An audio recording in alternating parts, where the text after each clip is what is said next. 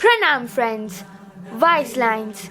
Anger is the emotion we cover up to avoid less comfortable feelings such as confusion, fear and sadness. So Innervoicepaathshala, by dedicating this story, wants to tell you guys that when you can't control what's happening, challenge yourself the way you respond to what's happening. That's where your power is. This is a story of a prince who lived in Dwarika Nagri. He was a very soft born as a child, and that's why he was named as Gajasukumaal. He was the son of Devaki Mata, and his younger brother was Krishna Maharaja. Those days, marriages were fixed earlier, and hence, as a tradition, Krishna Maharaja fixed Gajasukumaal's wedding with a girl called Soma. Once Lord Neminath came to Dwarika Nagri, and Gajasukumaal went to attend the sermons. After hearing the preachings from Lord Neminath, Gajasukumaal started to think that how can I waste my auspicious moments of life in gaining what I've already gained before? Not only once, but infinite times. After hearing the Lord's preachings, I feel I've wasted my time until now.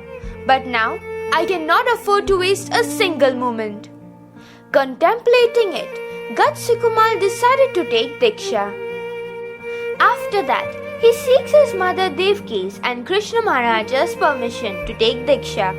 They were shocked to know the interest he showed. He was determined very strongly with his decision to take Diksha.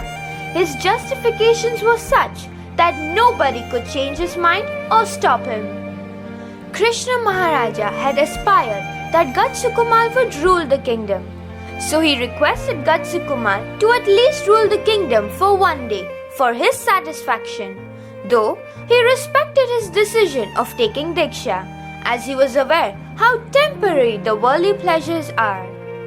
Gajasukumaal keeps the words of Krishna Maharaja and agrees to rule the kingdom for a few hours. Then, Gajasukumaal seeks Devaki Mata's permission.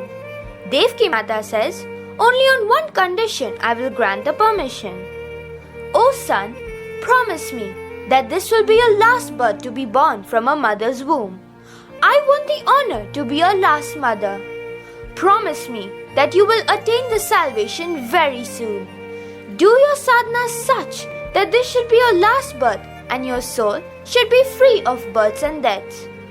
Gajasukumaal agrees to fulfill her promise, and under Lord Neminath, he takes Diksha.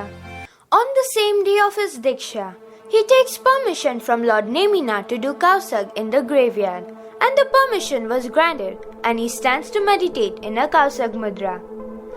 Then there comes his father-in-law, Somil, who is the father of Soma, to whom Gajasukumaal was married, saw him meditating in the Kausag mudra. He got agitated by seeing Gajasukumaal, thinking how dare he became a sadhu and not marry his daughter.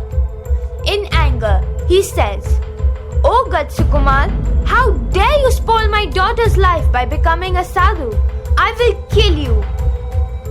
Somil, with his burning heart, takes a burning charcoal and places it on Gajasukumaal Muni's head.